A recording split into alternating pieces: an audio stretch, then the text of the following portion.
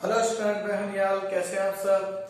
हमने last video में 15 chapter का 15.1 एक्सरसाइज कंप्लीट की थी। आज हम स्टार्ट करने वाले हैं 15.2 एक्सरसाइज। और 15.2 एक्सरसाइज स्टार्ट करने से पहले आज हम 15.2 के बारे में कुछ 3-4 फॉर्मूले हैं, उन फॉर्मूलों को ध्यान से पढ़ते हैं और समझते हैं। सबसे पहले हमें समझ में आना चाहिए अब जो हमारे पास टॉपिक आने वाला वो है क्या। तो स्टार्ट करते हैं वापस सर्किल के ऊपर ही।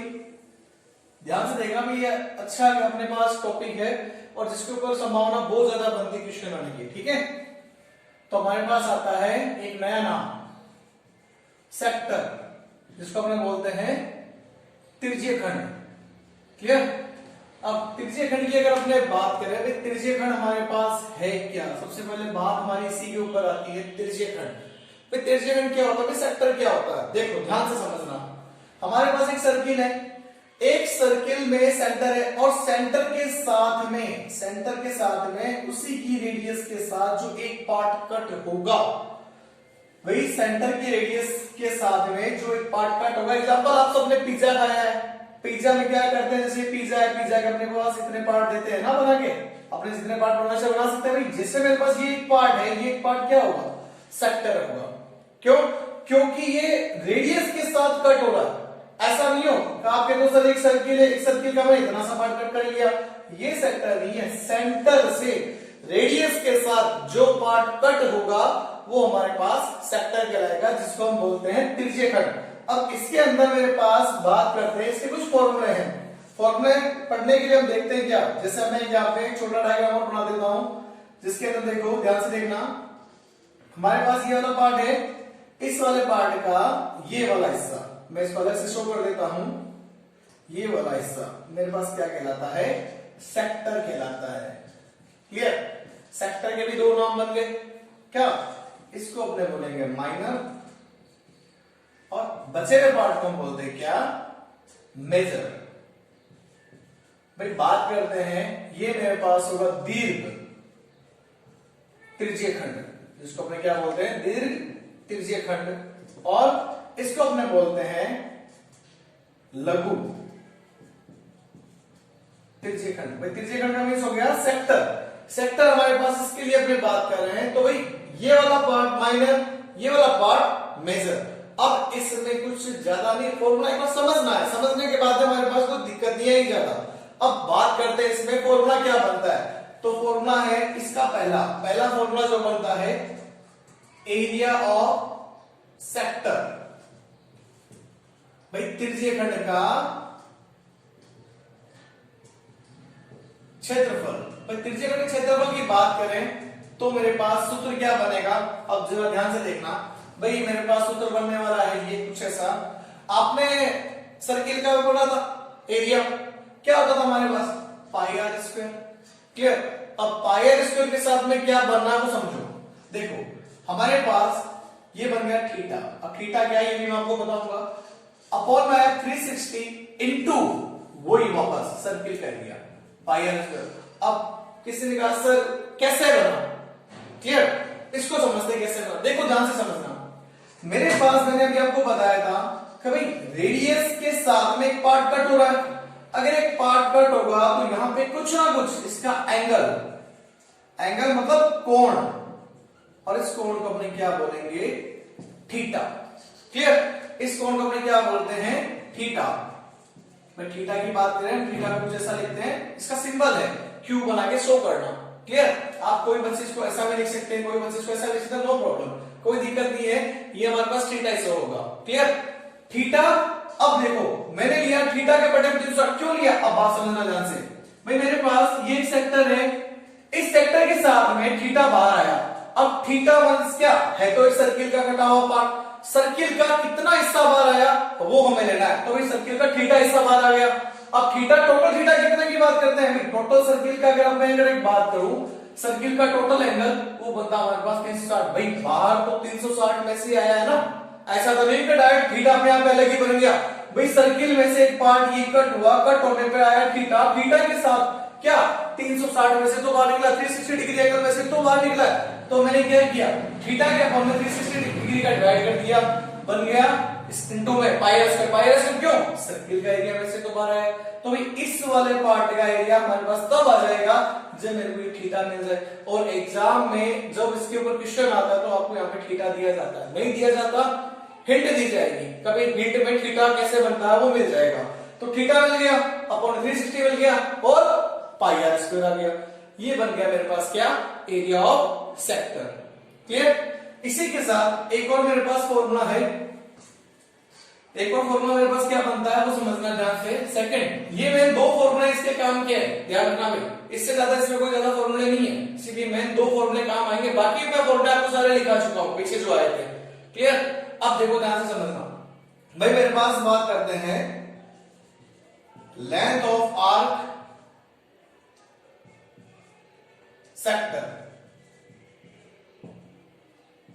त्रिज्यीय खंड के चाप की लंबाई, त्रिज्यीय खंड के चाप की लंबाई। तो भाई चाप की लंबाई की बात कर रहा है, कोई कहेगा भाई चाप की लंबाई क्या है, एक बार आप डायग्राम को नोट जरूर कर लेना, मैं इसको रब कर रहा हूं।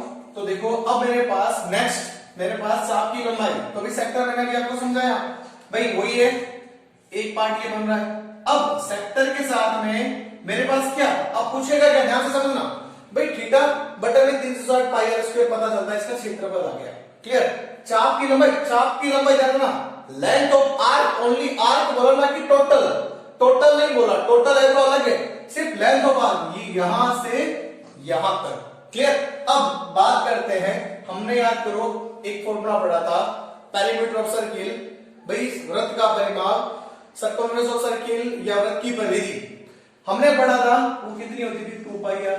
भाई देखा जाए यहां से यहां तक पूरी परिधि तो होती है, अब इस परिधि को मैं ये भी तो कह सकता हूं सर्किल की लंबाई है। तो भाई लंबाई क्या, एक लंबाई का हिस्सा किसका हिस्सा, ये हिस्सा कट हुआ 2 पाई आर का। अब 2 पाई आर का हिस्सा कट हुआ, अगेन वही कंडीशन, थीटा बटा 360। भाई कितने पार्ट में इसने बनाया, इस पार्ट में बनाया है, तो इस पार्ट के लिए फॉर्मूला मेरे पास क्या बन जाएगा, फॉर्मूला मेरे पास दोनों के लिए एक ही है, थीटा बटे में 360। क्लियर। और क्या बन जाएगा, क्या किसका हिस्सा बाहर आ रहा है, 2 पाई आर, परिधि का हिस्सा बाहर आया। क्लियर। मेरे पास दो फॉर्मूले, एक ये और एक ये दोनों फॉर्मूले वेरी मोस्ट फॉर्मूले हैं क्योंकि इनके ऊपर क्वेश्चन बनता है। अब एक फॉर्मूला और, तीसरा पार्ट, तीसरा पार्ट बहुत आसान है, कब, when given length of arc and radius, यदि वृत्त की त्रिज्या व चाप की लंबाई, चाप की लंबाई दी जाती है, तो मेरे पास एरिया ऑफ सेक्टर क्या बनेगा, ध्यान से देखना, एरिया ऑफ सेक्टर। ये सिंपल सा फॉर्मूला आपको थोड़ा माइंड में रखना है, त्रिज्यीय खंड का क्षेत्रफल। क्लियर। इसमें मेरे पास क्या होगा, इसमें मेरे पास ये बन जाएगा कुछ ऐसा, भाई 1/2 चाप की लंबाई दी गई है L इंटू त्रिज्या दी गई है R, ये बन गया मेरे पास एक फॉर्मूला, जो मेरे पास एक ऑप्शन है जिसको आप कह सकते हैं आपकी बुक के अंदर 15.2 में इसके ऊपर सिर्फ एक ही क्वेश्चन है। क्लियर। वो भी उसके अंदर बोलेगा आपको, कभी हमारे पास चाप की लंबाई और त्रिज्या है तो बोलेगा त्रिज्या खंड का क्षेत्रफल ज्ञात करो। जब हमारे पास चाप की लंबाई और त्रिज्या दी जाएगी तो हम उस केस में इस फॉर्मूले का प्रयोग करेंगे। ये एक फॉर्मूला आपके है और इसके ऊपर एक ही क्वेश्चन है। क्लियर। अब मेरे पास बात करते हैं, एक और है, एक फॉर्मूला और जो अपने बात करते हैं सेगमेंट का। वैसे देखो सेगमेंट का सिर्फ आपके एक एग्जांपल में लगने वाला है वो। क्लियर। अब एक नया नाम है सेगमेंट। सेगमेंट क्या बनता है वो समझो, तो थोड़ा सा ध्यान से समझना कैसे बनता सेगमेंट, अब वो समझाते हैं। ठीक है। मेरे पास सेगमेंट में समझना है, फॉर्मूले वापस इन्हीं में से रिपीट करके लगाएंगे। भाई एरिया का फॉर्मूला है, इसमें एरिया पूछेगा सेगमेंट का तो हम एरिया ही लगाएंगे। क्लियर। अब बात करते हैं, जैसे मान लो ये, ठीक है, ये वाला हिस्सा, ये मेरे पास क्या कहलाता है, सेगमेंट, जिसको अपने बोलते हैं वृत्तखंड। अब वृत्तखंड में भी दो पार्ट, क्या, माइनर और मेजर। भाई मेरे पास क्या बन जाएगा, लघु, और ये मेरे पास बन जाएगा दीर्घ। तो बात करते हैं वृत्तखंड का। वैसे वृत्तखंड का एक फॉर्मूला भी है, फॉर्मूला भी दिखा रहा हूं, एरिया ऑफ सेगमेंट, तो वो बन जाएगा theta upon 360 2 pi r square minus 1/2 sine theta r square. ये फॉर्मूला हमारे पास जो आपके एग्जांपल है उसके अंदर, इस एग्जांपल के बिना सॉल्यूशन नहीं होगा। वैसे आप चाहो तो बाकी जितने भी है उन क्वेश्चनों को भी आप क्या कर सकते हो, इस फॉर्मूले के बिना भी आप सॉल्यूशन कर सकते हैं। भाई रही बात मेरे पास सेगमेंट की, क्या तो भाई सेगमेंट का फॉर्मूला कुछ ऐसा बनता है, जैसे एग्जांपल अगर मैं बात करूं, कभी मेरे पास ये एक सर्किल दिया है और इसने पूछा मेरे को इस माइनर सेगमेंट का एरिया चाहिए और ये बोलेगा मेजर का चाहिए। अब भाई एरिया ऑफ सेगमेंट ये सिर्फ माइनर के लिए ही होगा, क्यों, क्योंकि मैं इस वाले पार्ट का एरिया फाइंड आउट कर लूं, तो अगर मेजर का फाइंड आउट करना पूरे सर्किल में से इसको माइनस कर दूं तो मेरे पास क्या आ जाएगा, मेजर सेगमेंट। अब एक बात ध्यान रखना, इसके लिए अपने फॉर्मूला बहुत कम चांस में इसका यूज करेंगे, क्योंकि इस फॉर्मूले के बिना भी आंसर बन जाएगा। और वो फॉर्मूला किससे बनेगा, एक तो इस फॉर्मूले से, एक हमारे पास हमने पढ़ा था इक्विलेटरल ट्रायंगल, भाई समबाहु त्रिभुज का क्षेत्रफल ज्ञात करने का सूत्र पढ़ा था, उससे इन दोनों फॉर्मूलों से हम क्या कर देंगे, त्रिज्यखंड का वृत्तखंड का क्षेत्रफल ज्ञात कर सकते, इसको अपन बोलते हैं एरिया ऑफ सेगमेंट। क्लियर, क्योंकि हमारे पास इसके बिना देखा जाए तो इस फॉर्मूले का यूज एक क्वेश्चन में और इसके ऊपर बहुत कम चांस में हर साल बोर्ड में क्वेश्चन आता है। सबसे ज्यादा एक ये और एक ये, इन दोनों के ऊपर क्वेश्चन बहुत ज्यादा आने की संभावना होती है। क्लियर, और इसके अलावा अपने पास और कुछ क्वेश्चन आएंगे घड़ी वाले, तो जिस समय आएंगे मैं उस समय आपको उनको थीटा बनाना सिखाऊंगा, भाई थीटा मेरे पास टोटल कैसे बनता है। Clear, pause the video, note down.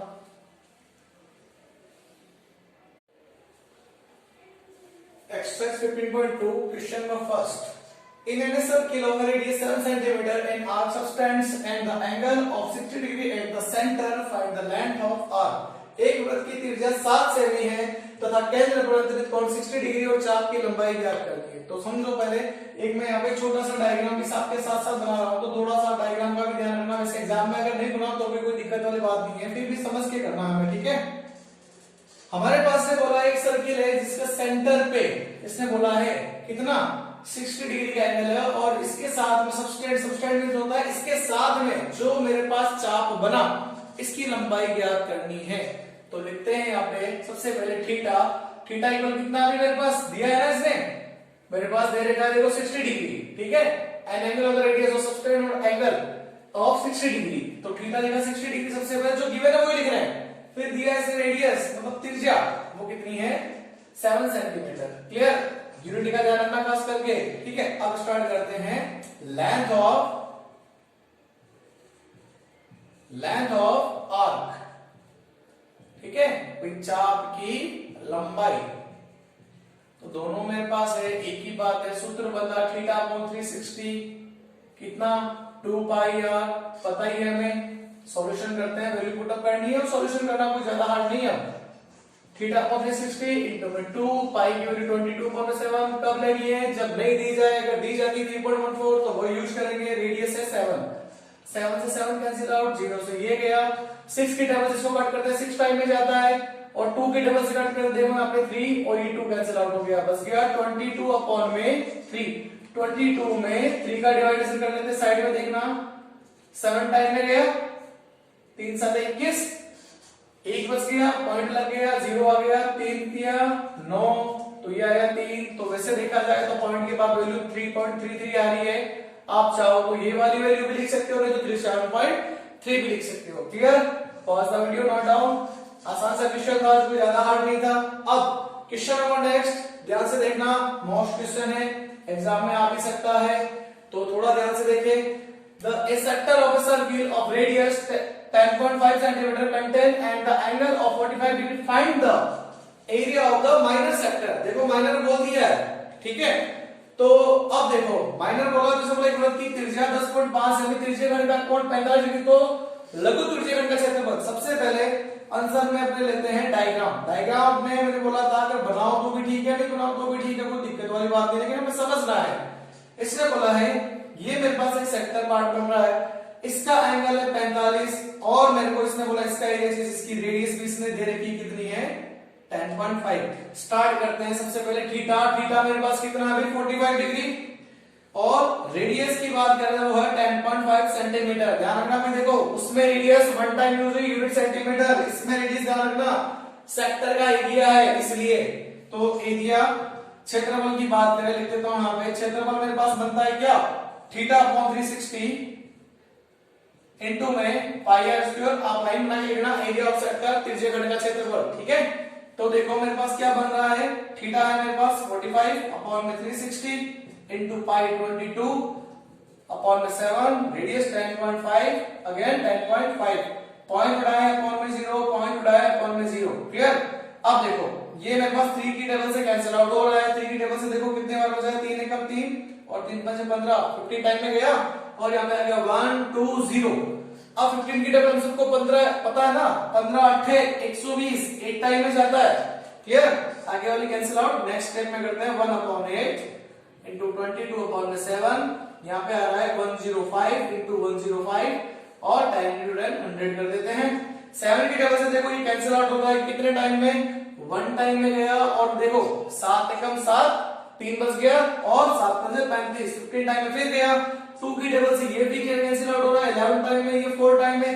अब मेरे पास नेक्स्ट क्या डिजिट रह गई वो लिख लेते हैं हम, क्योंकि अब कैंसिल आउट होने की गुंजाइश नहीं है तो उसको गुणाई करना पड़ेगा, मल्टीप्लाई करके सॉल्यूशन करना है।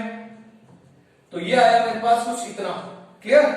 और यहाँ पे है 4 इंटू 100। अब क्या किया जाए, पहले मैं क्या करता हूँ साइड में देखना मल्टीप्लाई ही कर रहा हूँ। 15 को इससे मल्टीप्लाई करते हैं 25 पावर की 2 2 आ गया, यहाँ पे आ गया अगेन 5, ठीक है। ये यहाँ पे कितना आ जाएगा 105, तो आया मेरे पास 5 7 5 और 1, क्लियर।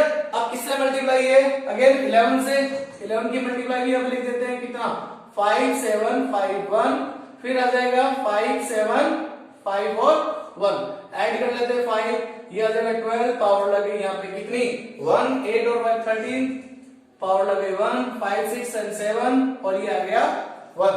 तो अपने पास मल्टीप्लाई करने का आया 17325 अपॉन में 4 इंटू 100। अभी भी मेरे पास नेक्स्ट वैल्यू आई नहीं है क्योंकि मेरा आंसर पूरा लेके आना पॉइंट के अंदर, पॉइंट की 2 डिजिट में लाना जरूरी है। अब लास्ट क्या रह गया देखो, पहले 4 का डिवाइडेशन कर लेते हैं, फिर जो आंसर आएगा उसमें पॉइंट लगा देंगे। तो 4 का डिवाइडेशन में साइड में कर देता हूं आपके, जिससे भी हमने मल्टीप्लाई की थी 17325। 4 का डिवाइडेशन पॉइंट की एक वैल्यू करने के लिए अपन में 100 है, तो 100 मेरे पास क्या डायरेक्ट पॉइंट लगाना रहेगा, थोड़ा आसान बनाने के लिए कर रहे हैं। तो इसको 4 टाइम में डिवाइड किया, 4 चौक 16 4 4 16, 1 रिमाइंडर रह गया, नेक्स्ट वैल्यू आ गई 13, तो गया मेरे पास कितना 12, 3 टाइम में गया, बच गया मेरे पास 1, फिर आ गया 2, अगेन 3 टाइम में पूरा चला गया, कोई बात नहीं। नेक्स्ट वैल्यू अभी भी है 5, 4 अपना 1 टाइम में गया, क्लियर। अभी भी रिमाइंडर 1 रह रहा है, तो भैया अगर मेरे पास ये 1 रह रहा है तो पॉइंट लगा देता हूं, मेरे पास आ गया 0 और 4 का डिवाइड करते कितना टाइम में 2 टाइम में जाएगा ना, पॉइंट की एक डिजिट चाहिए। तो देखो मैंने 4 का डिवाइड किया 4331.2 अपॉन में कितना 100, भाई पॉइंट एक ले लिया मैंने क्योंकि अगर अपॉन में क्या है 2 0 है तो पॉइंट और बढ़ेगा। तो देखो मेरे पास 2 डिजिट के बाद पॉइंट और काउंट कर लो, पॉइंट को छोड़ के 1 2 43.312 सेंटीमीटर स्क्वायर, क्लियर। ये मेरे पास आ गया इसका answer. Pause the video, note down. Student अगर आपने मेरा चैनल अभी भी सब्सक्राइब नहीं किया तो आप जरूर सब्सक्राइब करें, क्योंकि हर डे आपको एक वीडियो रोज मिलेगा, चाहे वो हमारे पास कोई भी डे हो, और आपकी स्टडी कंटिन्यू रहनी चाहिए। आप हर एक एक्सरसाइज को अच्छे से सॉल्यूशन करेंगे, क्लियर।